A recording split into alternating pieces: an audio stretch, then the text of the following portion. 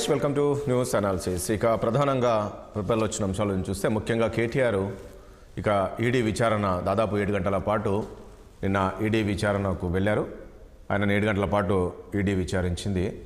దాదాపు ప్రధానంగా ఈడీ విచారణ అంశానికి చూస్తే విదేశీ కరెన్సీలో ఎందుకు చెల్లించారు, అదేవిధంగా రిజర్వ్ బ్యాంకు అనుమతి ఎందుకు తీసుకోలేదు, అదేవిధంగా క్యాబినెట్ అనుమతి కూడా ఎందుకు తీసుకోలేదు, మీరే ఒక మంత్రిగా సొంతంగా నిర్ణయం తీసుకున్నారని అధికారులు చెప్పారు అనేది ఈ రకంగా కొన్ని క్వశ్చన్స్ అయితే వేసినప్పటికీ కేటీఆర్ మాత్రం నిన్న సాయంత్రం ఈడీ విచారణ తర్వాత బయటికి వచ్చి ఒక కాన్ఫిడెన్స్గా మాట్లాడారు. అసలు ఏమీ లేదు, వీళ్ళు తిప్పి క్వశ్చన్స్ అడుగుతున్నారు, ఏసీబీ అధికారులు ఏ రకంగా క్వశ్చన్స్ అడిగారో ఇక్కడ కూడా అంతే ఉంది. అసలు పైసా అవినీతి జరగనప్పుడు ఎక్కడ అవినీతి జరిగిందని చెప్తారు వీళ్ళు. నేను ఏ విచారణకైనా సిద్ధం, ఎన్నిసార్లు అయినా వస్తానని చెప్పేసి వాళ్ళకు చెప్పాను. ఏమీ లేదు, క్వశ్చన్స్ కూడా అక్కడ ఏదో అడిగారు ఇక్కడ అడిగారు అని చెప్పేసి కేటీఆర్ చెప్తున్నారు. ఇదంతా కేవలం రేవంత్ రెడ్డి ఒక కక్షపూరితంగా గతంలో ఆయన పైన కేసులు ఉన్నాయి కాబట్టి ఏ రకంగా కేటీఆర్ పైన కేసులు నమోదు చేయాలనే దాంతో ఈరోజు ఏసీబీ కేసు పెట్టి ఈ రకంగా చేస్తున్నారు. దాదాపు ఒక 10 కోట్లు ఖర్చు చేస్తుంది ఈ ప్రభుత్వం నా కోసము. ఈ 10 కోట్లు ఏదో పెన్షన్లకు ఇచ్చినా బాగుండేది, లేదంటే రైతు భరోసా ఇచ్చినా బాగుంటుంది కదా, ఎందుకు ఈ రకంగా చేస్తున్నారు అనే విధంగా ఆయన చెప్పారు. ఇద్దరము, రేవంత్ రెడ్డి కావచ్చు, నేను కావచ్చు, లైట్ డిటెక్టివ్ సిద్ధంగా ఉన్నాము, హైకోర్టు న్యాయమూర్తి ముందుకు వెళ్దాము, ఈ రకంగా ఆయన సవాలు విసిరారు. మీ ఇంటి దగ్గరైనా పర్లేదు, ఎక్కడైనా పర్లేదు, ఈ రకంగా కాన్ఫిడెన్స్గా మాట్లాడారు. మరి అక్కడ కూడా ఈడీ విచారణలో కూడా ఆ రకంగానే సమాధానాలు చెప్పారు. ఎందుకంటే ఎక్కడ అవినీతి జరగలేదని చెప్పాను, నేను పేపర్స్ మొత్తం ముందు పెట్టాను, ఎక్కడ జరిగింది ట్రాన్స్పరెంట్గా జరిగిన దానికి ఈ రకంగా వేధిస్తున్నారనే విధంగా నిన్న కేటీఆర్ మాటలు బట్టి తెలుస్తోంది. ఇప్పుడే కాదు, ఇంకా కూడా విచారణకు ఎన్నిసార్లు పిలిచినా వస్తాననే విధంగా కామెంట్ చేశారు. దాంతోపాటు నిజంగా కేటీఆర్ బయట మాట్లాడినట్టే అక్కడ కూడా అలా చెప్పారా, ఆ పేపర్స్ తీసుకెళ్ళి టోటల్గా ఎవిడెన్స్ అన్ని కూడా ఇచ్చారా. దాంతోపాటు ఇక పార్టీ ఫిరాయింపుల పైన ఏదైతే బీఆర్ఎస్ పార్టీలో గెలిచి కాంగ్రెస్ పార్టీలో చేరారు దాదాపు 10 మంది ఎమ్మెల్యేల పైన నిన్న సుప్రీంకోర్టు తలుపు తట్టారు. ఏంటంటే మేము హైకోర్టుకి వెళ్ళాం, హైకోర్టు నుంచి వచ్చినప్పటికి కూడా స్పీకర్ ఆదేశాలు తీసుకొచ్చి వచ్చినప్పటికి కూడా దాదాపు 9 నెలలు అవుతుంది. స్పీకర్ కార్యాలయం నుంచి ఎలాంటి ఆదేశాలు లేదు, ఏమీ లేదు. కనీసము పార్టీ మారిన ఎమ్మెల్యేలకు నోటీసులు కూడా స్పీకర్ కార్యాలయం ఇవ్వలేదు. సో మీరు ఆదేశాలు ఇవ్వాలి, స్పీకర్ చర్యలు తీసుకోవాలని ఆదేశాలు ఇవ్వాలంటూ నిన్న 2 పిటిషన్స్ సుప్రీంకోర్టులో వేశారు. సో ఇలాంటి అంశాలన్నీ కూడా మనము చర్చిద్దాం. చర్చలో పాల్గొంటున్నారు కాంగ్రెస్ పార్టీ సీనియర్ నాయకులు మాజీ ఎమ్మెల్సీ దిలీప్ గారు కూడా మనకు లైవ్లో ఉన్నారు. అదేవిధంగా బీజేపీ సీనియర్ నాయకులు సిహెచ్ విఠల్ గారు మనకు లైవ్లో ఉన్నారు. అదేవిధంగా బీఆర్ఎస్ పార్టీ సీనియర్ నాయకులు గోసుల శ్రీనివాస్ యాదవ్ గారు కూడా మనకు లైవ్లో ఉన్నారు. మరి కాసేపట్లో రాజకీయ విశ్లేషకులు సీనియర్ జర్నలిస్ట్ కోటేశ్వరరావు గారు కూడా మనకు లైవ్లో రాబోతున్నారు. ముందుగా దిలీప్ గారు మీ దగ్గరికి వద్దాం. నిన్న చూసాం కదా, ఈడీ విచారణ తర్వాత కేటీఆర్ బయటకు వచ్చినప్పుడు ముఖ్యమంత్రికి కొన్ని సవాళ్ళు విసిరారు. ఏంటంటే లైట్ డిటెక్టివ్ సిద్ధంగా ఉన్నారా, నేను సిద్ధంగా ఉన్నా, ఎక్కడికైనా వస్తాను, ఏ విచారణకైనా వస్తా, నువ్వు రావా, ఈ రకంగా కొన్ని కామెంట్ చేశారు. అక్కడ ఏమీ లేదు, అసలు ఆ కేసులో ఏమీ లేదు, పైసా పక్కకు పోయినప్పుడు ఏ రకంగా అవినీతి జరిగింది ఇవన్నీ నేను చెప్పాను, ఈడీ అధికారులకు చెప్పాను అని ఆయన కొన్ని కామెంట్ చేస్తూ సవాలు విసిరారు. దీనికి ఏ రకంగా చూస్తుంది కాంగ్రెస్ పార్టీ? ఒకటి, ఏదైనా విచారణ అనేది స్టార్ట్ అయినప్పుడు దానికి కోఆపరేట్ చేయడమే కరెక్ట్. అది ఎవరైనా సరే, any politician from any party or any accused for that matter. అయితే ఈడీ యొక్క స్పెషాలిటీ ఏంటంటే అది నేను నిర్దోషినని అక్యూజ్డే ప్రూవ్ చేసుకోవాలి. జనరల్ సిస్టంలో ఏంటంటే ఎవరిని మీరు అరెస్ట్ చేసి ప్రాసిక్యూట్ చేయడం మొదలుపెట్టినా ప్రాసిక్యూషన్ బాధ్యత, ఈయన అక్యూజ్డ్ అని ప్రూవ్ చేయాల్సిన బాధ్యత. అది డిఫరెన్స్ అనమాట దీనికి, ఇది ఈడీ దాంట్లో ఒకసారి నువ్వు దోషి అంటే నువ్వు చూపించుకోవాలి నేను దోషి కాదని. సో రకరకాల కథనాలు, మనం కూడా నేను ఇన్వెస్టిగేటింగ్ ఆఫీసర్ కాదు, ఫైల్ నేను చదవలేదు, కానీ బట్ ఆ కథనాలను బట్టి మనకి అక్కడ క్లియర్గా ప్రొసీజర్ ల్యాప్సెస్ జరిగాయని కనబడుతుంది.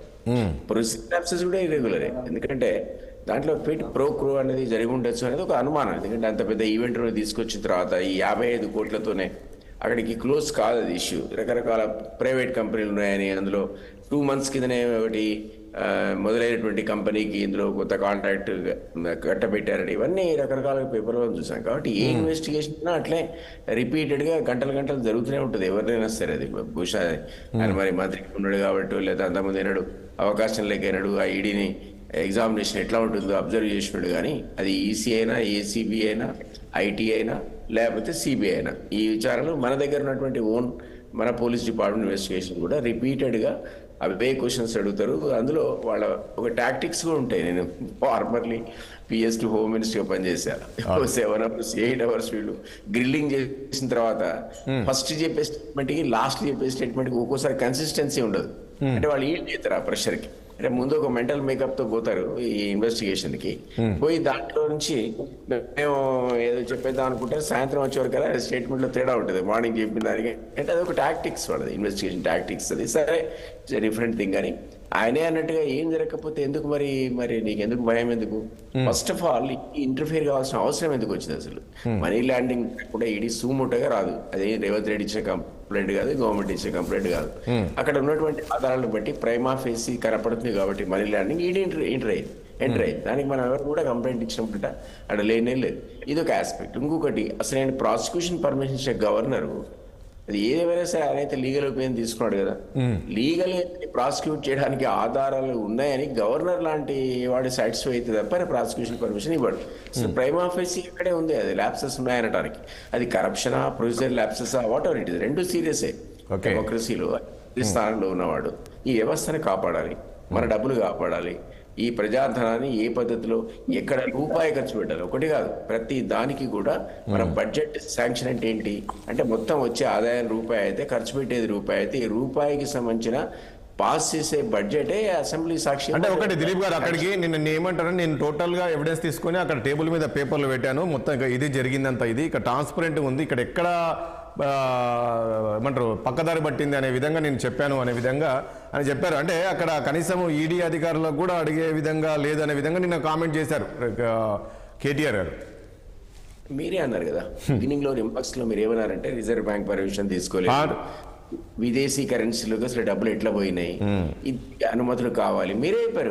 మూడు సిస్టమ్ చెప్పారు ప్రాసెస్. మీరు అసలు బ్యాంక్ అనుమతి లేదు, బయట కంపెనీకి ఎట్లా పోయింది కరెన్సీ, ఎట్లా ఇక్కడి నుంచి అక్కడికి ట్రాన్స్ఫర్ అయింది, దీనికి క్యాబినెట్ అనుమతి ఉందా అనేది మీరే చెప్పారు. ఈ మూడిటి కూడా రూపాయి మీరు ట్రాన్స్ఫర్ చేయాలన్నా ఆ 3 అవసరమే, ₹1 ట్రాన్స్ఫర్ చేయాలంటే. కాబట్టి అయిపోయి మనకు క్లియర్ కనబడుతుంది అక్కడ ల్యాబ్స్ జరిగిందని. సో దానికైనా బాధ్యుడు అవుతాడు కదా. ఒక బాధ్యత పెద్దమంటే మంత్రిగా ఉండే నువ్వే ప్రొసీజర్ ఫాలో కాకపోతే ఎవడు ఫాలో అవుతాడు? సిస్టమ్స్ ఇంతమంది అదే అన్న, ₹1 నువ్వు ఖర్చు పెట్టాలన్నా రకరకాల ప్రొసీజర్స్ లేట్ డౌన్. ఈ ప్రొసీజర్స్ అసెంబ్లీ ద్వారా బడ్జెట్ పాస్ అయితే ఆ పాస్ అయిన అసెంబ్లీలో పాస్ అయిన బడ్జెట్ ద్వారా నువ్వు ఖర్చు పెట్టాలి తప్ప నీ సొంత కవితంతో లేవు 10,000 కోట్లు కుదిరే బలాధరిస్తారని సీఎం కూడా అనడానికి వీల్లేదండి. అసెంబ్లీ దాన్ని అప్రూవ్ చేయాలి బడ్జెట్ని, ఆ పద్ధతిలోనే ఖర్చు జరగాలి. అదే పద్ధతిలో ₹1 మీరు విదేశాలకు ట్రాన్స్ఫర్ చేయాలన్నా, ఫారిన్ కరెన్సీ కింద కన్వర్ట్ చేయాలన్నా దానికి ఒక ప్రొసీజర్ ఉంది, లేట్ డౌన్ ప్రొసీజర్. అది మీరు ఫాలో కాకపోతే అది మినిస్టర్గా నేను తెలుసో తెలియక మనం అన్నట్లు ప్రతిసారి మనం చూసాం, మన ఏసీబీ విచారణకి వెళ్ళినప్పుడు కూడా బయటకు వచ్చేప్పుడు అదే మాట్లాడారు, ఎక్కడ ఏమీ జరగలేదు, కనీసం అవినీతి జరగలేదు, వీళ్ళు అనవసరం ఈ రకం కదా.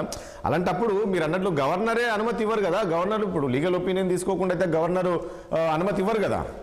ఎట్లీస్ట్ అంత పెద్ద వ్యవస్థ, దానికి chief custodian of the constitution ఆయన. నువ్వు పర్మిషన్ ఇవ్వబోయేదో ఒక మాజీ మంత్రికి, ఇప్పుడు ఉన్నటువంటి ఎమ్మెల్యేకి ఆయన అన్ని ఆలోచించే అది టైం కూడా తీసుకున్నాడు గవర్నర్ గారు.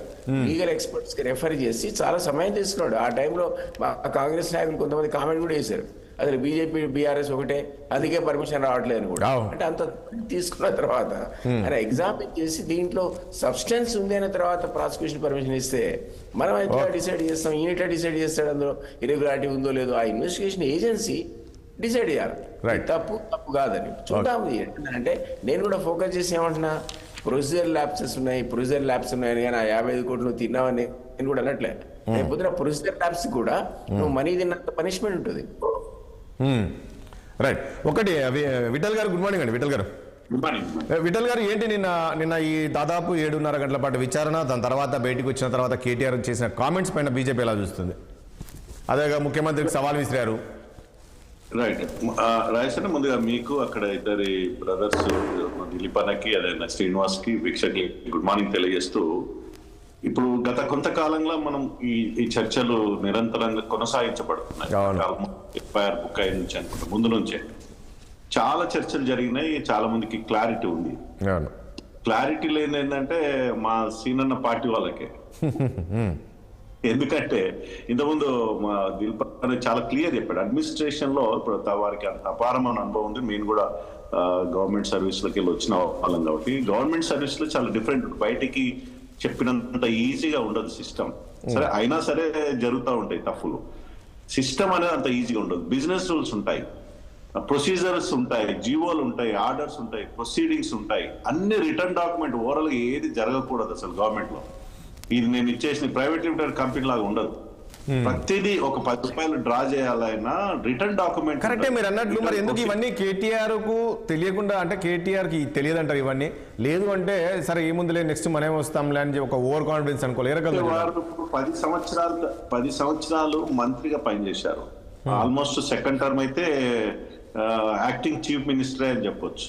ఆల్మోస్ట్ సెకండ్ టర్మ్ లో బహుశా ఆయన చుట్టూ ఐఏఎస్ ఆఫీసర్స్, ఐపీఎస్ ఆఫీసర్స్, ఎమ్మెల్యేలు, క్యాడర్ అంతా పనిచేసింది. తెలియకుండా ఉండదని నేను అనుకోను. ఎందుకంటే ఈజ్ వెల్ ఎడ్యుకేటెడ్ మ్యాన్, బాగా తెలుసు. ఏంటంటే మళ్ళీ మనమే వస్తాం, మన గవర్నమెంటే వస్తుంది, మీరేదో చేసేయండి, నేను చెప్తున్నా కదా చేసేయండి, చూసుకుందాం అనే ధీమాలతోటి బహుశా ఆ మిస్టేక్ జరిగిందని తనకు కూడా తెలుసు. ఇవాళ ఇక్కడ స్టార్టింగ్ లో ప్రజలు నమ్మించే ప్రయత్నం చేశారు లొట్టపీస్ కేసు అని. మరి లొట్టపీస్ కేసు అయినప్పుడు ఎఫ్ఐఆర్ ని ఇమ్మీడియట్ గా హైకోర్టులో కొట్టేయాలి. అసలు లొట్టపీస్ కేసుకి గవర్నరే పర్మిషన్ ఇవ్వడు, హైకోర్టులో కొట్టేయాలి. సుప్రీంకోర్టులో కూడా ఆల్మోస్ట్ వాళ్ళు క్వశ్చన్ చేశారు, ఇన్వెస్టిగేషన్ జరుగుతుంటే మీరు ఎట్లా వచ్చారు, వీళ్ళకి విత్డ్రా చేసుకున్నారు. విచిత్రంగా ఈడీ ఎంటర్ అయింది, ఎవరు కాంప్లైంట్ లేదు ఇక్కడ. ఈడీ అంటే ఒక మనీ లాండరింగ్ సంబంధించిన ఏ ఎఫ్ఐఆర్ బుక్ అయినా ఆటోమేటిక్ గా ఎన్ఫోర్స్మెంట్ డైరెక్టరేట్ అని అది వస్తుంది. ఇంగ్లీష్ క్లియర్ గా ఏంటంటే 2 ప్రాబుల్ మిస్టేక్స్ ఇక్కడ, ప్రొసీజర్ ల్యాప్సెస్, సీవియర్ ల్యాప్సెస్ కూడా. వాళ్ళు సెక్షన్ 13 పెట్టారు, అంటే లీగల్ నాలెడ్జ్ ఉన్న వాళ్ళకి అర్థమవుతుంది. మా సీనన్న కూడా అడ్వకేట్ అనుకుంటా. Section 13 of ACB criminal misconduct. డబ్బు ఇప్పుడు సాధారణంగా లంచము ఏసీబీ అంటే డబ్బులు తీసుకోలేదు కదా అంటే మనం బయటికి చెప్పడానికి చాలా ఈజీగా ఉంటది. చేతులు మారలేదు కదా, పైసలు నా జేబులోకి వెళ్ళి వచ్చినాయా, ఇక్కడికి వెళ్ళి అక్కడ పోయినాయి, ఆడున్నాయి అని. కానీ గవర్నమెంట్ డిపార్ట్మెంట్ లో ముఖ్యంగా సెక్షన్ 13 ఆఫ్ ఏసీబీ కేసు ఏం చెప్తా ఉందంటే క్రిమినల్ మిస్కండక్ట్ అంటే ఎందుకు, ఏ ఇంటెన్షన్ తోటి ఈ డబ్బు ట్రాన్స్ఫర్ చేసావు అనేది క్వశ్చన్. అదే విధంగా 409 of IPC criminal misappropriation of funds. ఇది చాలా సీవియర్ గా ఉంది గవర్నమెంట్ డిపార్ట్మెంట్ లో, చాలా సీరియస్. ఈ రెండు కేటీఆర్ ఏం చెప్తారంటే, ఒకటండి వీటిలో కేటీఆర్ ఏమంటుండంటే, సరే ఫార్ములా దీనికి సంబంధించిన ఆపరేషన్స్ డబ్బు చెల్లించాలని చెప్పా, కానీ అదంతా తర్వాత అధికారులు చూసుకోవాలి కదా, నిబంధనల మేరకు డబ్బు పంపించాలా ఏంటి బదిలీ చేయాలనేది అధికారులు తెలుసుకోవాలి కదా, అధికారుల పాత్ర కదా, అదే విధంగా చెప్పారనేది తెలిసింది. స్టార్టింగ్ లో కేసు బుక్ అయినప్పుడు కేటీఆర్ స్వయంగా మీడియాకి ఏం చెప్పిండనా, మీడియా ముందు ఏం చెప్పాడు, నేనే చెప్పాను అధికారులకు, నేనే ట్రాన్స్ఫర్ చేయమని చెప్పాను, అవును నేనే చెప్పాను, ఇలా అధికారుల తప్పు లేదని చెప్పాడు. That was the biggest mistake from KTR. First time తనకు తానే అడ్మిట్ అయ్యాడు. అదే వీడియో తీసుకొని హైకోర్టులో సబ్మిట్ చేసింది గవర్నమెంట్. అదే సేమ్ వీడియో నాకు ఇన్ఫర్మేషన్ ప్రకారం ప్రైమరీ ఎవిడెన్సెస్ క్లియర్ గా కనిపిస్తున్నాయి. డిపార్ట్మెంట్ ల్యాప్సెసా, ప్రొసీజర్ ల్యాప్సెసా, బిజినెస్ ల్యాప్సెసా అనేది ల్యాప్సెసే. ఒక విదేశీ కంపెనీకి, ఒక ఇతర దేశం విదేశీ కంపెనీకి ఆర్బీఐ పర్మిషన్ లేదు. కానీ ఒకటండి విఠల్ గారు, ఒక పాయింట్ ఇక్కడ నిన్నటి కేటీఆర్ లోపల విచారణలో పెట్టి చూస్తే ఇవన్నీ కూడా సరే నేను చెప్పి ఉన్నప్పటికీ కూడా ఇదంతా కూడా అధికారులు చూసుకోవాలనేది ఏదైతే చెప్పారో అనుకున్నాము. సో రేపు ఈ విషయం బట్టి చూస్తే ఇది అధికారుల చుట్టూ ఇష్యూ తిరిగే అవకాశం. ఇప్పుడు మనం ఒక కేసుని మనం రెఫర్ చేయాలన్నా ఒక 20-15 ఏళ్ల కేసు అనుకుంటా, ఓబులాపురం కేసు. ఓబులాపురం కేసులో ఏమైపోయిందన్నా, అవును అక్కడ గాలి జనార్దన్ రెడ్డి తర్వాత అందులో జగన్ పాత్ర ఉందని, అందులో ఉన్న ఇన్వాల్వ్ అయిన శ్రీలక్ష్మి, అవును శ్రీలక్ష్మి కూడా ఇదే కదా. ఇంతకుముందు ఇప్పుడు మొన్నటి వరకు మంత్రి సవితా ఇంద్రెడ్డి మైనింగ్ మినిస్టర్, అవును వీళ్ళందరికీ మెడకు చుట్టుకుందా లేదా? అవును. శ్రీలక్ష్మి జైల్లో ఉంది పాపం. అవును. ఇట్లాంటి సంతకం పెట్టింది. ఎవరు చెప్పమంటే అధికారులు మంత్రి చెప్పారని చెప్పిండ్రు. ఇప్పుడు తనైతే బలి అయింది కదా. కానీ అట్లా ఉంటుందా? రూల్స్ అనేది పాటించాలి కదా. నేను ఏమంటున్నా సార్, అధికారం ఇప్పుడు వీళ్ళు ఎన్ని చెప్పినా కూడా అధికారులు అనేది కొన్ని ప్రొసీజర్ ఫాలో అవ్వాల్సి ఉంటుంది కదా. రేపు ఇబ్బందులు పడేది వాళ్ళు కదా. ఈ రోజు ఉంటారు, రేపు పోతారు. ఇక్కడ 100% అందరి తప్పు ఉంది. అంటే ఇక్కడ ఎవరు ఎస్కేప్ కావడానికి వీల్లేని వాతావరణంలో ఈ కేసు ఉంది నాకున్న ఇన్ఫర్మేషన్ ప్రకారం. ఎందుకంటే is IAS officer Arvind Kumar garu, మరి ఓరల్ ఇన్స్ట్రక్షన్ ప్రకారం లేదా ఫైల్ ఒకసారి జరుగుతుంది. దులిప నాకు బాగా తెలుసు. As per instructions, oral instruction of honourable minister అని నోట్ ఫైల్ రాసుకుంటారు. అది రాస్తే అది రికార్డ్ అయినట్టే కదా. అంటే రిటర్న్ ఆర్డర్స్ కాకుండా as per the oral instruction of honourable minister అని రాసుకొని ఆర్డర్స్ పాస్ చేస్తూ ఉంటారు, ప్రొసీడింగ్స్ ఇష్యూ చేస్తూ ఉంటారు. అది ఒకవేళ జరిగింది ఫైల్ అనుకుంటే డెఫినెట్ గా మరి ఆయన చెప్తానే ఉన్నాడు అధికారులు ఓరల్ ఇన్స్ట్రక్షన్ ప్రకారం చేశామని, ఆయన మాకు కొంత పెట్టాడని. సో ఇక్కడ ఎవరు ఎస్కేప్ కావడానికి వీల్లేదు. అట్లాంటి వాతావరణంలో కేసు ఉంది. నేనేమంటే ఒక హుందాగా గౌరవంగా దీన్ని ఫేస్ చేసి తన నిర్దోషిత్వాన్ని నిరూపించుకుంటే తనకు మంచిది, పార్టీకి మంచిది. సరే ఇట్లాంటి కేసులు పొలిటికల్ ఇంటర్వెన్షనా, పొలిటికల్ ఇంటెన్షనా అనేది కోర్టులో పొలిటికల్ ఇంటరెస్ట్ ఉండదు కదా. తప్పు జరిగితే కోర్టులు శిక్షించే అవకాశం ఇన్వెస్టిగేషన్ ఆఫీసర్స్ కి ఇన్వెస్టిగేషన్ డిపార్ట్మెంట్స్ సాధారణంగా ఇన్వెస్ట్ చేస్తూనే ఉంటాయి. ఇట్లాంటి కేసు మరి ఎన్నిసార్లు పిలుస్తారో తెలియదు, మళ్ళీ ఏసీ పిలుస్తుంది, మళ్ళీ ఈడీ పిలుస్తుంది. ఇది ప్రొసీజర్ జరుగుతూనే ఉంటుంది. అంటే అధికారుల మీద నెట్టేసినా కూడా ఖచ్చితంగా కేటీఆర్ కు శిక్ష తప్పదంటారు. అది సహజంగా అధికారులు చెప్తున్నారు కదా. రైట్. కేటీఆర్ గారి ఆదేశాల మేరకే మేము తీసుకున్నామని వాళ్ళే చెప్తున్నారు. ఏం చెప్తారంటే శ్రీనివాస్ గారు, ఏంటి అసలు కేటీఆర్ బయటకు వచ్చి ఈ రకంగా మాట్లాడి ఒక ఫ్రస్ట్రేషన్ లో మాట్లాడుతున్నారని చెప్పేసి నిన్న కాంగ్రెస్ నేతలంటే కూడా ఒక కౌంటర్ ఇచ్చారు. ఆయన ఒక దోషి, ఇప్పుడు ఆయన నిర్దోషిత్వాన్ని నిరూపించుకోవాలి తప్ప ఈ రకంగా లైట్ డిటెక్ట్స్, ఆ డిటెక్ట్స్ అంటే మరి ఇవన్నీ ఎందుకు, ప్రత్యేక న్యాయమూర్తిని పెట్టాలి అది అని అంటున్నారు. ఇప్పుడు ఇవన్నీ ఇంకెందుకు అవసరం లేదు కదా ఆయన చెప్పే మాటలు బట్టి చూస్తే. ముందుగా పెద్దలు దిలీప్ అన్న గారికి మరియు విఠలన్న గారికి 60 ప్రేక్షకులు శుభోదయము. అన్న స్పష్టంగా మన విఠలన్న చాలా మంచి మాట చెప్పాడు లాస్ట్లో. నేను అది దాన్ని కొనసాగిస్తా కంటిన్యూ తర్వాత. సో ఇప్పుడు స్పష్టంగా వాళ్ళు ఏదైతే ఒక అభియోగం వచ్చిందో, ఏదైతే జరుగుతుందో ప్రాసెస్కు 100కు 100% మా నాయకుడు సహకరిస్తున్నాడు, మేము అటెండ్ అవుతున్నాం. స్పష్టంగా గతంలో ఇది ఒక 3 నెలల నుంచి 4 నెలల నుంచి నడుస్తుంది ఇష్యూ అంతా. ఈ ఇష్యూలో ఎక్కడ కూడా మేము ఏ లోపం జరగలేదన్నది మేము పనిచేసినాం కదా, మా నాయకుడు పనిచేసినాం కాబట్టి ఖచ్చితంగా చెప్తున్నాడు. సో కాబట్టి ఇక్కడ ఎక్కడ లోపం జరిగితే, అది ఏదైనా జరిగితే దానికి మేము శిక్ష పడతాం, దానికి సిద్ధంగా ఉన్నామని కూడా చెప్తున్నాం. కానీ కక్షపూరితంగా, కుట్రపూరితంగా రాజకీయాలు చేయాల్సిన రాజకీయాలు చేయకుండా ఓన్లీ వచ్చిన వెంటనే మీరు చెప్పిన వాటిని అమలు పరచకుండా డైవర్షన్ పాలిటిక్స్ చేస్తే ఈ ప్రభుత్వం చూస్తుంది. నేనేమంటున్నా, ఇద్దరు అన్నలు చెప్పింది నేను రెస్పెక్ట్ చేస్తున్నా. ఏదైతే జ్యుడిషియల్ ఉందో, ఏదైతే జ్యుడిషియల్ కంట్రోల్ నడుస్తుందో విచారణకి ఏ రోజు కూడా మేము ఎగ్జామ్షన్ అడగలే, ఏ రోజు కూడా రామని అడగలే, ఏ రోజు కూడా బరాబర్ జబర్దస్త్గా పోయినాం. వాళ్ళు అడిగిన ప్రతి ప్రశ్నకు మా నాయకుడు స్పష్టంగా సమాధానం ఇచ్చిండు. శాంతియుతంగా మాట్లాడి బయటకు రావడం కూడా జరిగింది. వచ్చినాక కూడా మేము మీడియాకు స్పష్టంగా మాట్లాడినాం. ఈ తెలంగాణ సమాజానికి కూడా చెప్పాల్సింది కూడా చెప్పినాం. నేనేమంటున్నంటే, మీరు ఇప్పుడు ఒకటే స్పష్టంగా ఈ కేసులు ఇది కాళేశ్వరం కమిషన్ కావచ్చు, లేదంటే ఇప్పుడు దీని మీద కమిషన్ కావచ్చు, అదేవిధంగా కరెంటు మీద కమిషన్ కావచ్చు, లేదంటే మీరు ఏ కమిషన్లు వేసినా మేము విచారణకు సిద్ధమని చెప్పినాం తప్ప ఏ రోజు విచారణ వద్దు అని చెప్పలేదు, విచారణ చేయొద్దు అని చెప్పాలి. ఇది క్లియర్. అసలు కొట్టేయమని చెప్పారు కదా, మీరు భలే ఉన్నారు, కోర్టుకి వెళ్ళిండ్రు, అసలు ఇది కేసే కాదు,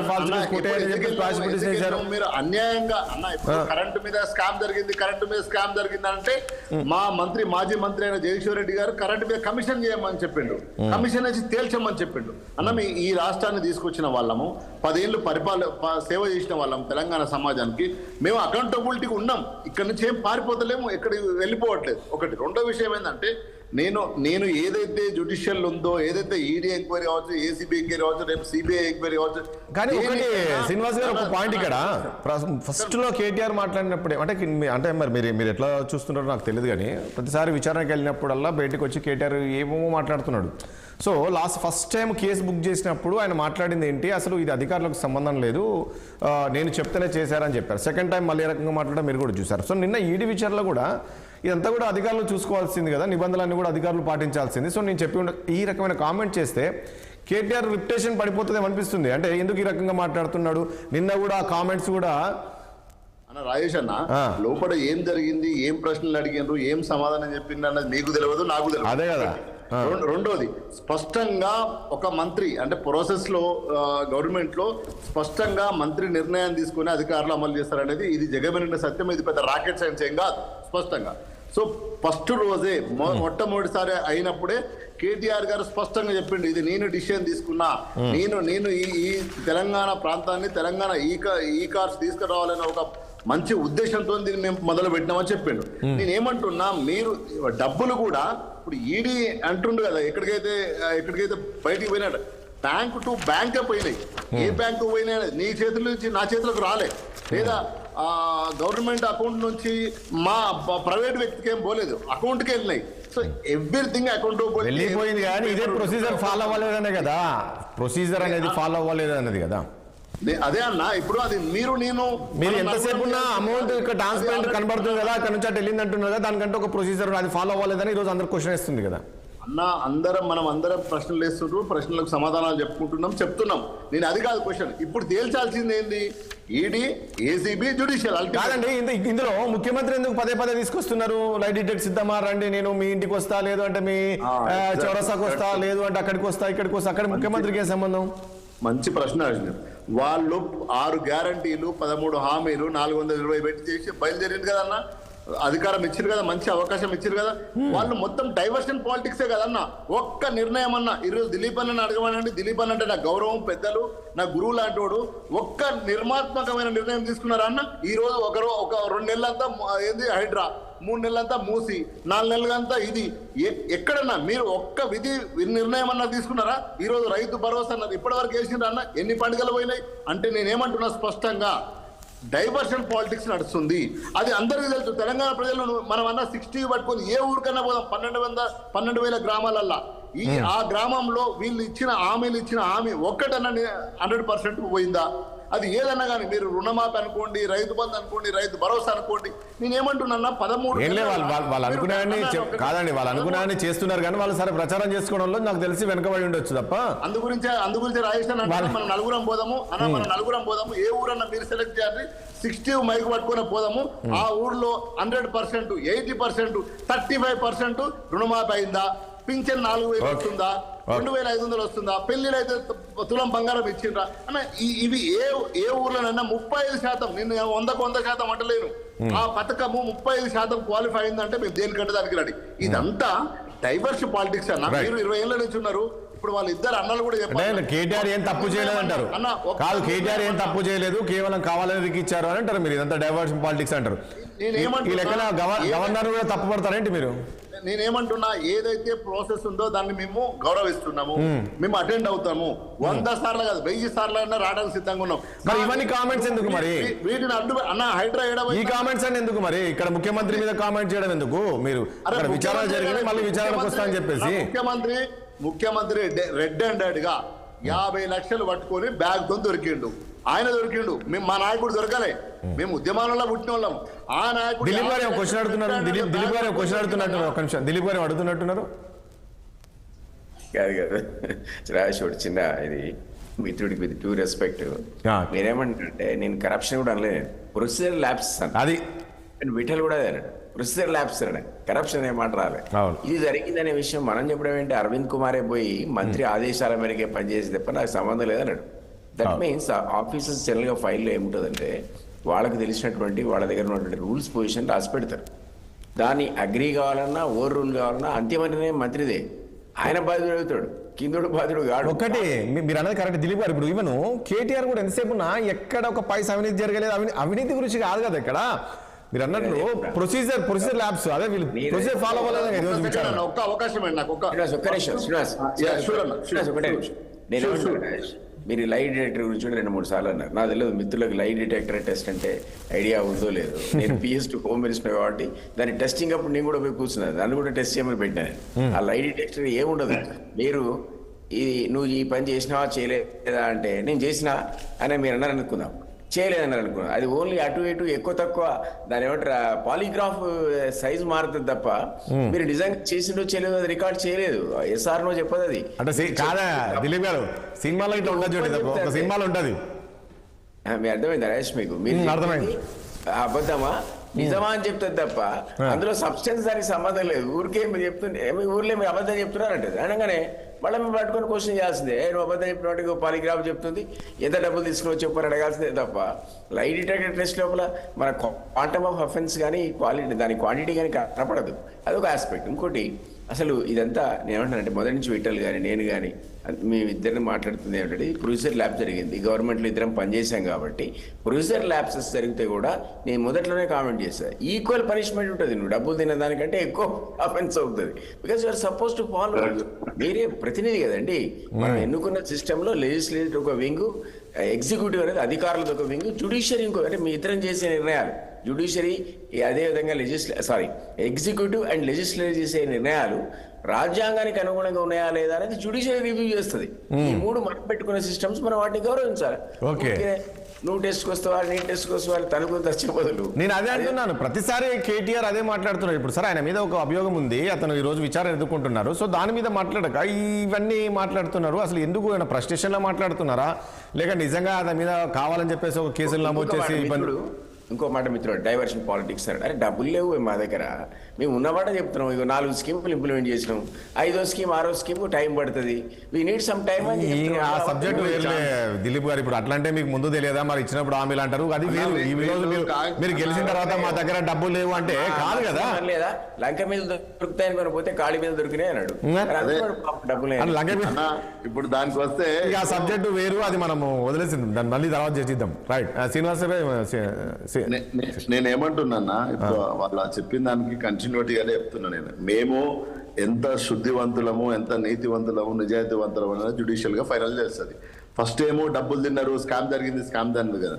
ఇప్పుడు ప్రొసెసర్ ల్యాబ్స్ జరిగినాయని స్మార్ట్ గా చెప్తున్నా. నేనేమంటున్నా, ఏదైనా మేము ఎదుర్కోవడానికి సిద్ధంగా ఉన్నాం కదా, దట్ ఈస్ నాట్ ఇష్యూ కదా. ఇష్యూ ఏంటంటే మీరు ఇచ్చిన హామీలను అమలు పరిచే ప్రయత్నంలో మీరు ఉండాలి. మేము ఎక్కడనైనా ఏసీబీకి కానీ ఎక్కడనైనా ఈడీకి కానీ సహకరించమని చెప్పారు. నేనేమంటున్నా, వాళ్ళ హామీలు అమలు చేయట్లేదు కాబట్టి మీరు ఫైట్ చేయండి, మీరు ప్రజల తరపున ఫైట్ చేయండి, మీరు హామీలు అమలు చేసే విధంగా మీరు పోరాటం చేయండి. ఇప్పుడు ఈ రోజు ఒక దీక్ష చేస్తున్నారు, ఆ రకంగా చేయండి, దాని తప్పలేదు. మేము ప్రతిపక్ష హోదా ఇచ్చారు, ప్రతిపక్షంలో ఉండి కొట్లాడతాం. అన్న ఒక నిమిషం, ప్రతిపక్షంలో ఉండి సేవ చేయమని చెప్పిండు, వాళ్ళ సేవ చేయమంటున్నాం. వాళ్ళ ఇచ్చిన హామీలు ఏవైతే అమలు పరచమంటున్నాం. మేము ఈడీకి కానీ సిబిఐ కానీ ఏసీబీ కానీ ఎక్కడ భయపడ్డారు. కాంగ్రెస్ కూడా అదే చెప్తుందండి, మీ ప్రతిపక్ష నాయకుడు రండి, బయటికి రండి, మాట్లాడండి, ప్రజల తరపున పోరాటం చేయండి అని చెప్పేసి కూడా చెప్తూ ఉన్నారు. మీరు ఎక్కడికో పోతారు, వీళ్ళు చేసే ఇది కూడా మీరు హామీల గురించి అంటే చెప్తున్నారు. మా అధినాయకుడు వచ్చి మాట్లాడాలా వీళ్ళకు? కోటేశ్వరరావు గారు ఏంటి, నిన్న ఈడీ విచారణ చూసాం కదా, నిన్న కేటీఆర్ కామెంట్స్ ఏ రకంగా చూస్తారు, అసలు ఏమీ లేదు అనే విధంగా ఆయన మళ్ళీ నిన్న ఎస్టాబ్లిష్ చేసే ప్రయత్నం చేశారు, ప్రజలకు పంపించే ప్రయత్నం చేశారు. అరే నిజంగానే కదా కేటీఆర్ను పాపం ఇబ్బంది పెడుతున్నట్టున్నారు అనే విధంగా ప్రజల్లోకి తీసుకువెళ్ళాలనే ప్రయత్నం చేశారు. ప్రజల్లో ఒక అభిప్రాయాన్ని, అంటే ఇప్పుడు మనము ఈ సందర్భంగా బీఆర్ఎస్ పెద్దలు అపార్థం చేసుకోవద్దు, నేను ముందే చెప్తున్నాను. చెప్పండి. గోబెల్స్ ప్రచారం అంటారు. గోబెల్స్ ప్రచారం అంటే ఒక అబద్ధాన్ని 100 సార్లు చెప్తే అది నిజం అవుతుంది అనేటువంటిది జర్మన్ గోబెల్స్ చేసినటువంటి ఎత్తుగడ. అటువంటి ప్రచార ఎత్తుగడలని ఈ దేశంలో ఉన్నటువంటి రాజకీయ పార్టీలన్నీ బీఆర్ఎస్ తో సహా అందరూ పాటిస్తున్నారు. అందుకని కేటీఆర్ ఈ విషయంలో, అంటే తన మీద నమోదైనటువంటి ఫార్ములా రేస్ విషయంలో ఒకే అంశం మీరు ఎన్నిసార్లైనా చెప్పండి, ఒకే అంశం, దీన్ని పదే పదే చెప్తున్నారు. దానికి స్ఫూర్తి ఏంటంటే గోబెల్స్. అది వాస్తవం కాదనేటువంటి సరే జనం తెలుసుకుంటారు, కానీ జనంలో అటువంటి దాన్ని జనం మెదడులో చొప్పించడానికి మాత్రం ప్రయత్నం చేస్తా ఉంది అనేటువంటిది ఒకటి. ఇక్కడ కాంగ్రెస్ పెద్దలు కానీ లేదా అనేక మంది కానీ అవినీతి అక్రమాలు జరిగాయి అనేటువంటి ఆరోపణలు చేసిన మాట వాస్తవం.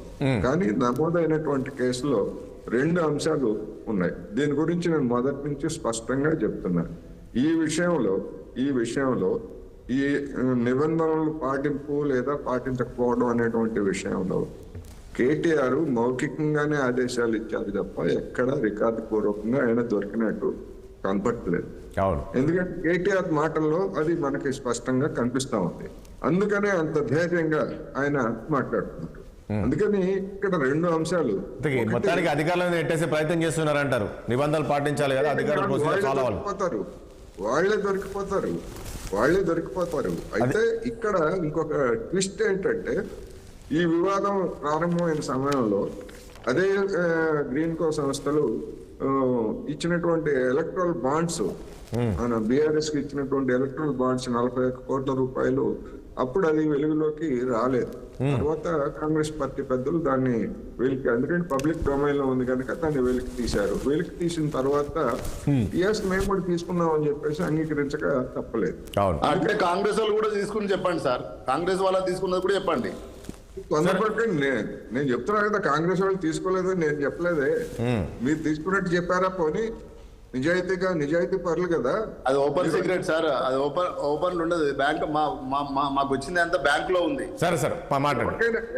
ఎవరికి వచ్చిందైనా అయితే మీరు కోటేశ్వర గారు మీరు ఏమంటారంటే ఈ కేసులో చూస్తూ ఉంటే కేటీఆర్ది తప్పించుకునే అవకాశం కనబడుతుంది. అధికారులు లాస్ట్ చివరిగా దొరుకుతారంట. ఎలక్ట్రల్ బాండ్స్ అంటే క్విడ్ ప్రోకో బీజేపీ తీసుకొచ్చినటువంటి ఆధునికమైనటువంటి అవినీతి మార్గంలో ఇది ఒకటి క్విడ్ ప్రోకో. అందుకని ఆ కంపెనీలు ఆ విధమైనటువంటిది ఇచ్చిన తర్వాత 41 కోట్ల వీళ్ళకి ఇచ్చిన తర్వాత అంతే మొత్తంలో మళ్ళా ఇంకొక రూపంలో వాళ్ళకి ఇచ్చిన తర్వాత వేరే రూట్లో ఏమైనా అక్రమాలు జరిగాయా అనేటువంటిది దీనిలో కొత్త కోణం. ఆ కొత్త కోణాన్ని ఏసీబీ గాని లేదా ఈడీ గాని నిర్ధారించి చేస్తే అందులో దొరకపోవడం అనేటువంటిది మనకు తెలుస్తుంది. కానీ ఈ దాఖలైనటువంటి కేసులో నిబంధనలకి ఉల్లంఘన అనేటువంటి దానిలో కేటీఆర్ శుభ్రంగా బయటపడతాడు. ఆయన ఏ విధమైనటువంటి శిక్షకి గురయ్యేటువంటి అవకాశం లేదు. ఎందుకంటే బలైపోయింది. అంటే ఇక్కడ కోటేశ్వర ఇంతకుముందు ఎగ్జాంపుల్ మనకు విఠల్ గారు చెప్పారు, అట్లా ఏముండదు. ఎందుకంటే మనం చూసాం కదా ఓబులాపురం మైనింగ్ సంబంధించి అక్కడ ఐఏఎస్ అధికారి శ్రీలక్ష్మితో పాటు ఇటు సబితా ఇంద్రారెడ్డి కావచ్చు, జగన్ కావచ్చు, గాలి ఈ రకంగా ఉన్నారు. ఖచ్చితంగా ఇందులో ఈయన కూడా తప్పించుకునే పరిస్థితి ఉండదు అంటారు విఠల్ గారు. తప్పించుకున్న పరిస్థితి అంటే ఎక్కడ రాతపూర్వకంగా ఫైల్ మీద సంతకాలు కానీ లేకపోతే అటువంటివి ఏమి లేనప్పుడు మౌఖికమైనటువంటి ఆదేశాలు ఆయన కూడా ఇప్పుడు చెప్తుంది ఏంటి, నేను మౌఖికంగా ఆదేశించాను కానీ చూసుకోవాల్సింది అధికారులే. వాళ్ళే కదా చూసుకోవాల్సింది. నేను చెప్పినంత మాత్రం చేస్తారా అన్నట్టుగా అడ్డం తిరిగి మాట్లాడుతున్నాడు కేటీఆర్. మనం దాన్ని మర్చిపోతే ఎట్లాగా? నేనే ఇచ్చాను, నేనే. అంటే ఒకటండి కోటేశ్వర గారు ఇప్పుడు కేసు నమోదైనప్పుడు ఫస్ట్ లో కేటీఆర్ మాట్లాడారు కదా, సో అది పరిగణనలో తీసుకోరంటారా అధికారులు? ఎస్ నేనే చెప్పాను, అధికారులకు నేనే చెప్పాను అని చెప్పారు కదా, సో అది పరిగణలో కేటీఆర్ అదే చెప్తున్నాడు, నేనే చెప్పాను కానీ అశుద్ధమా కుంజరహ అన్నట్టుగా చూసుకోవాల్సింది చేయాల్సింది అధికారులు కదా, వాళ్ళు చూసుకోవాల్సింది. నేను చెప్పినంత మాత్రం చేస్తారని రేపు అడ్డం తిరిగి మాట్లాడతాడు ఆయన కోర్టులో. రైట్, నాకు ఒక అవకాశం ఇస్తా మనం వేరే సబ్జెక్ట్కి వెళ్దాం ప్లీజ్. సరే చూద్దాం కోటేశ్వర గారు ఏం జరుగుతుంది ఈ అంశంలో సంబంధించి. మరొకటి ఈ రోజు సుప్రీంకోర్టుకు బీఆర్ఎస్ వెళ్ళింది. ఒకటి ఏంటి అంటే ఈ పార్టీ మారిన 10 మంది ఎమ్మెల్యేల పైన చర్యలు తీసుకోవాలి, స్పీకర్కి ఆదేశాలు ఇవ్వాలని చెప్పేసి సుప్రీంకోర్టులో పిటిషన్ వేశారు. దిలీప్ గారు దీన్ని ఏ రకంగా చూస్తారు మీరు? సుప్రీంకోర్టు నుంచి ఏ రకంగా వచ్చే అవకాశం ఉంటుంది రాబోయే రోజుల్లో ఆదేశాలు? అంటే గతంలో చాలా కేసెస్ ఈ రకంగా యాంటీ డిఫెక్షన్ మీద గురించి ఫైల్ అయినాయి. చాలా సందర్భాలు సుప్రీంకోర్టు విచారించింది. వివిధ సందర్భాల లోపల పీరియడ్ ఆఫ్ టైం నాకు తెలిసి 10-12 కేసులు తక్కువలేవు. ఎప్పుడు కూడా అల్టిమేట్ గా విచారణ తర్వాత సుప్రీంకోర్టు ఏమైందంటే ఈ పవర్ స్పీకర్దే, అంటే ఇక్కడికి వస్తేనేమో అసెంబ్లీలో ఈ స్పీకర్, అక్కడికి పోతే పార్లమెంట్ లో ఆ స్పీకర్దే తప్ప వీ కెనాట్ ఇంటర్ఫియర్ అన్నది ఏ సందర్భంలో అయినా. అల్టిమేట్ గా ఈ దేశానికి కావాల్సిన లాస్ పాస్ చేయాల్సిన వాడు ఇటు అసెంబ్లీ వాడు, అక్కడ పార్లమెంటు, ఈ రెండే కదండి. ఆ రెండిట్లో ఊరికి ఎగ్జాంపుల్ చెప్తారు సరదాగా. అసలు మాకు ఈ సుప్రీంకోర్టు వద్దని కూడా పార్లమెంట్ డిసైడ్ చేసి తెల్లారి సుప్రీంకోర్టు మాయమైపోద్ది. Ultimate power lies with supreme court and assembly అండి. మనం దానికి కాలేము, మనం రాసుకున్న రాజ్యాంగం అది.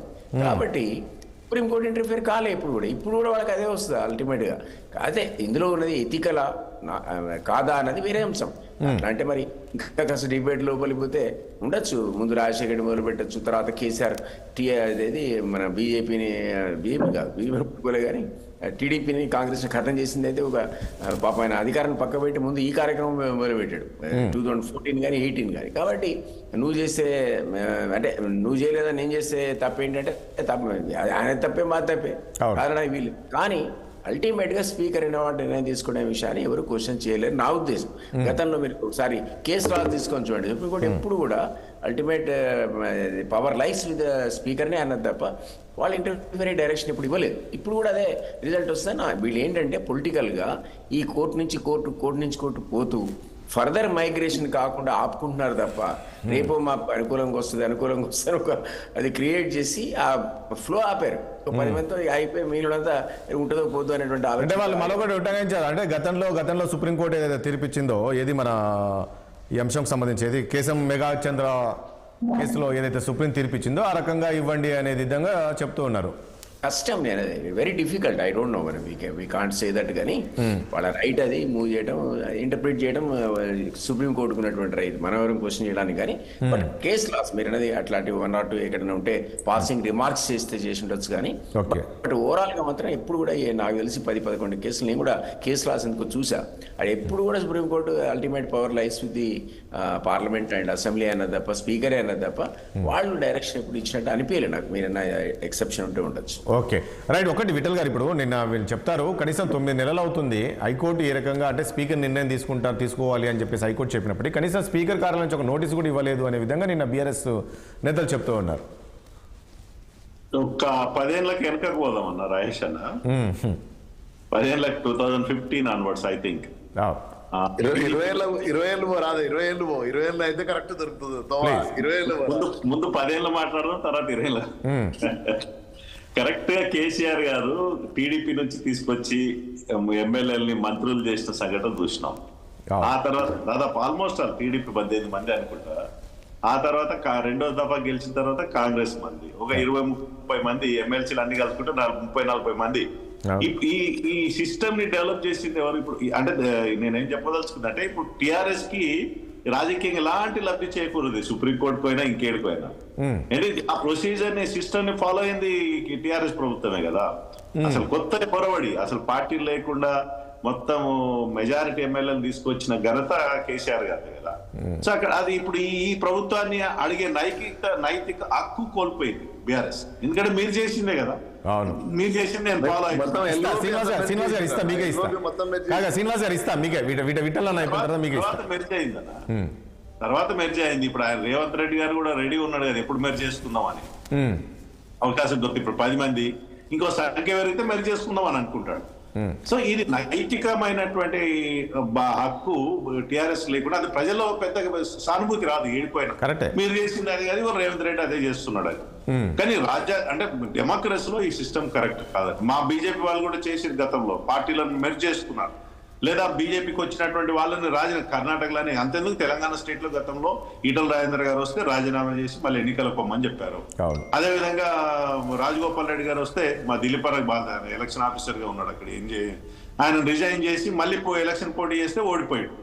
సో మా బీజేపీ ఆ సిస్టమ్ ఫాలో అవుతుంది. ఇక్కడ ఎన్నికలు లేకుండా డైరెక్ట్ గా మెర్జ్ చేసుకొని ఇప్పుడు హైకోర్టులు ఏం చేస్తాయి, ఇది ఇండిపెండెంట్ స్పీకర్ అనేది రాజ్యాంగబద్ధమైనటువంటి సంస్థ, అది ఒక వ్యవస్థ. అది కోర్టులు క్వశ్చన్ చేయలేదు. ఇంతకుముందు దిలీప్ అని చెప్పినట్టుగా ఒక డైరెక్షన్ ఇస్తే ఇన్స్ట్రక్షన్ మీరు చేయండి, కానీ మీరు కంపల్సరీ ఇవ్వండి, మీరు చేయకపోతే కంటెంప్ట్ కేసు కింద తీసుకుంటాము, ఈ టైం ఫ్రేమ్ లో చేయండి అని డైరెక్షన్ ఇవ్వలేదు. ఎందుకంటే మన రాజ్యాంగం ప్రకారం ఇండిపెండెంట్ ఆర్గనైజేషన్స్ ఉన్నాయి. ఇప్పుడు లెజిస్లేటివ్ అన్నా, ఎగ్జిక్యూటివ్ అన్నా, జ్యుడిషియల్ అయినా ఎవరి పరిధిలో వాళ్ళు ఉన్నారు.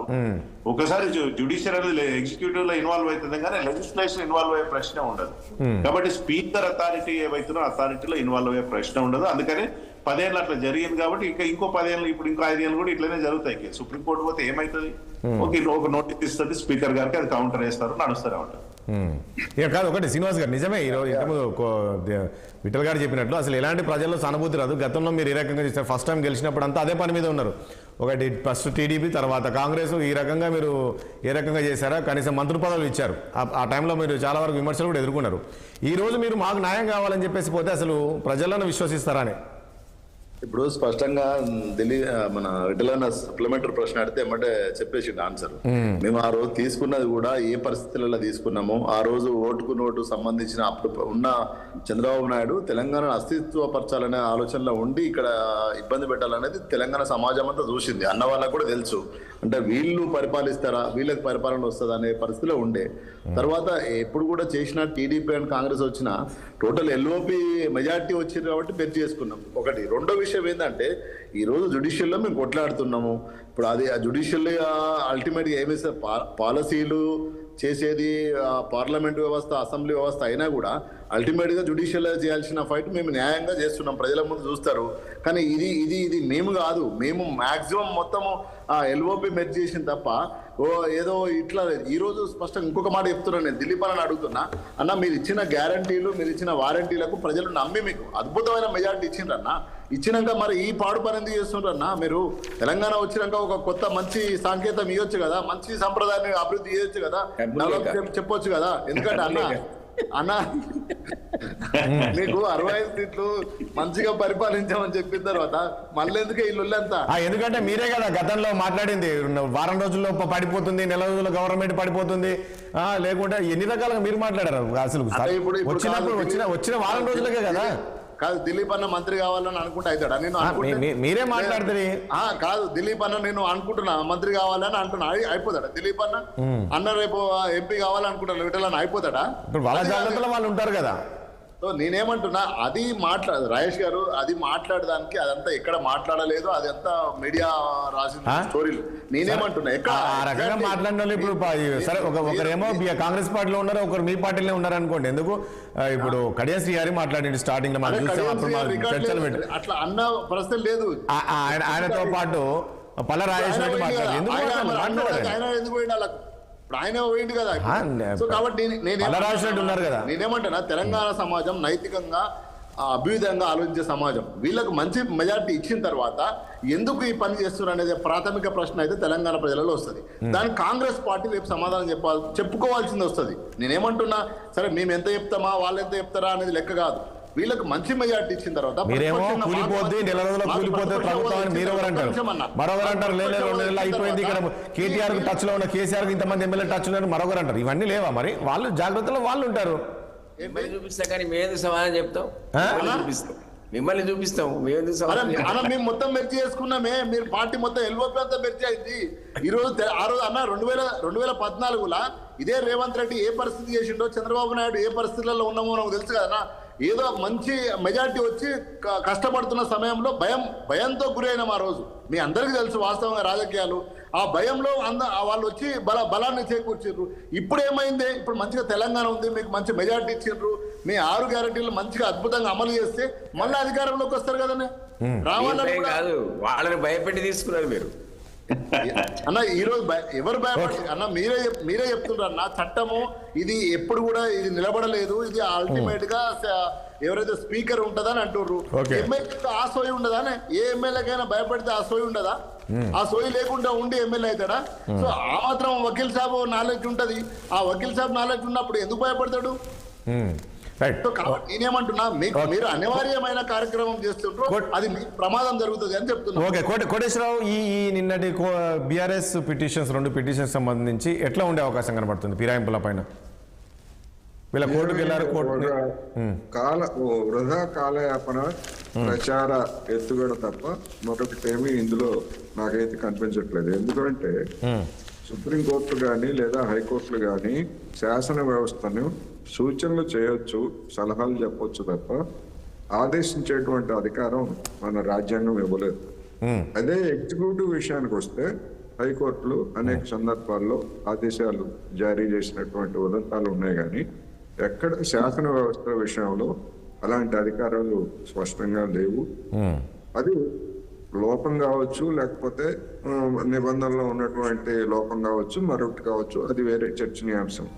అయితే ఈ నిబంధనలు వీటన్నిటిని పక్కన పెట్టేట్లయితే ఇలాంటి ఫిరాయింపులు, లేకపోతే ఫిరాయింపుదారుల మీద అది రిపోర్ట్ చేసినప్పుడు, అంటే ఫిర్యాదు చేసినప్పుడు వెంటనే యాక్షన్ తీసుకోకపోవడం అనేటువంటిది స్పీకర్ల మీద వస్తున్నటువంటి విమర్శ. అది వాస్తవం. అది గతంలో బీఆర్ఎస్ అయినా లేదా కాంగ్రెస్ అయినా బీజేపీ అయినా ఎవరైనా కానీ దాన్ని అంగీకరించాలి. అందువలన ఆ నైతికమైనటువంటి విషయాలని, ఎందుకంటే నైతిక విలువలు అనేటువంటివి లేదా నైతికంగా పనిచేయడం అనేటువంటిది వాళ్ళ రాజకీయాల్లో ఎవరు ఆశించట్లేదు, అటువంటిది కూడా లేదు. అందుకని ఆ విధంగా చూసినప్పుడు ఈ కేసులో కొత్తగా జరిగేది ఏమీ ఉండదు. ఎందుకు అంటే రేపు రాబోయేటువంటి స్థానిక సంస్థల ఎన్నికల్లో బీఆర్ఎస్ కి కొన్ని ఆయుధాలు కావాలి.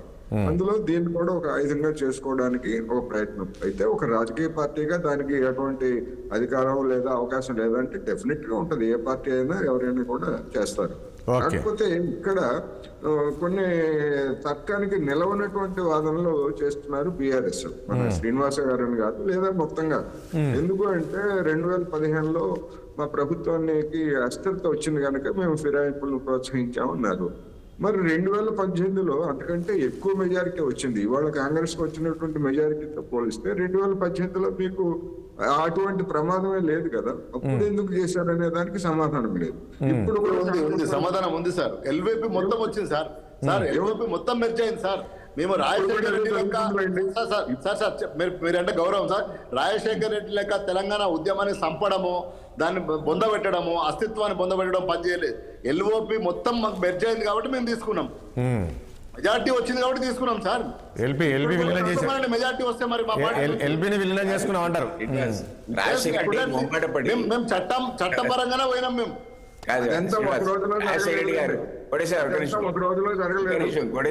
సారీ, అది రాజశేఖర రెడ్డి గారికి కాస్త మొహమాట పడి భార్యలకు కండువాలు కప్పాడు, భర్తలకు కప్పలేదు.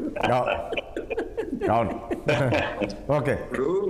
ఇప్పుడు ఎల్ఓపి మొత్తాన్ని కూడా ఒక రోజులో నైట్ తెల్లవారేసరికి ఏమి నేర్చుకున్నది కాదు కదా. ఈ కథ అంతా, ఈ ప్రహసనం అంతా జర్నలిస్టులుగా మా అందరికి ఎవరికి తెలియదు కాదు. మీరు సమర్థించుకోవచ్చు. నేను అందుకే నిబంధనలు అని చెప్పింది. అందుకే నిబంధనల ప్రకారం ఎట్లయినా సమర్థించుకోవచ్చు. నేను చెప్పేది ఏంటంటే ఇప్పుడు కూడా అదే జరుగుతుంది, జరగబోతా ఉంది, జరగవచ్చు. అదే అప్పుడు వాళ్ళు చేస్తారు కాబట్టి ఇప్పుడు వీళ్ళు చేస్తున్నారు అంటారు. బీఆర్ఎస్ ఎల్ఓపి 26 మంది కనుక వచ్చేట్లయితే డెఫినెట్ గా అది ఎనర్జీ అవుతుంది. మరి దాన్ని బీఆర్ఎస్ పెద్దలు ఏ విధంగా సమర్థించుకుంటారు? సరైందే, కాంగ్రెస్ చేసిన సరైందే అని చెప్పేసి సర్టిఫికెట్ ఇస్తారా? ఇవ్వరు కదా. కాంగ్రెస్ ఇవ్వలేదు, ఇప్పుడు బీఆర్ఎస్ కూడా ఇవ్వదు. రైట్. Okay, right. చూద్దాం ఏం జరగబోతుంది. థ్యాంక్ యూ అండి కోటేశ్వరరావు. ప్లీజ్ విఠల్ గారు ఏమో చెప్తున్నారు. విఠల్ గారు ప్లీజ్ ఏమో చెప్తున్నట్టు. అదే ఇప్పుడు ఆ సంఖ్య ఏదైతే 26, ఇప్పుడు కోటేశ్వరరావు గారు చెప్పి 26, 27 అనేది బహుశా రేవంత్ రెడ్డి గారికి ఫ్రీడమ్ లేనట్టుంది. ఫ్రీడమ్ అంటే వాళ్ళ అధిష్టానం ఇన్స్ట్రక్షన్స్ బహుశా మనకు ఏంటంటే లోకల్ ప్రాంతీయ పార్టీ కనుమరుగైతే మళ్ళీ బీజేపీ ఎమర్జ్ అవుతుంది అన్నటువంటి ఉద్దేశం కావచ్చు. ఏదైనా రేవంత్ రెడ్డి గారికి ఆ ఫ్రీడమ్ లేనట్టుంది. ఫ్రీడమ్ అంటే ఇదివరకు ఆ సంఖ్య రీచ్ అయ్యింది. అదే అంటున్నా, రేవంత్ రెడ్డి గారు తెలుసుకుంటే 26 గారు 27 గా 30 మంది తీసుకున్నటువంటి ఇప్పటి వరకు. ఏఐసిసి కొంత ఏదో బ్రేక్ వేసినట్టుగా ఉన్నది. అదర్వైజ్ డెఫినెట్ గా మీరు ప్రొసీజర్ ఫాలో అయ్యి టిఆర్ఎస్ కి సంబంధించిన రూల్ పాస్ అయ్యేది ఇదివరకే. ఆ సంఖ్య ఏదైతుందో చేసుకునేవాడేమో.